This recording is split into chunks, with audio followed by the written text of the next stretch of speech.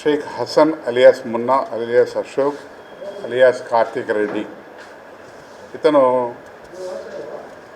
కుర్రాలబ్బి పాలెం ఇసుకపల్లి అల్లూరు మండలం ధనలక్ష్మీపురంలో ఒక అద్దెల్లి తీసుకున్నాడు. అది శ్రీ సిటీ లేఅవుట్లో. ఆ ఇంట్లో మకాం వేసి దాన్ని బేస్ చేసుకొని ఆపరేట్ చేస్తూ ఉన్నాడు.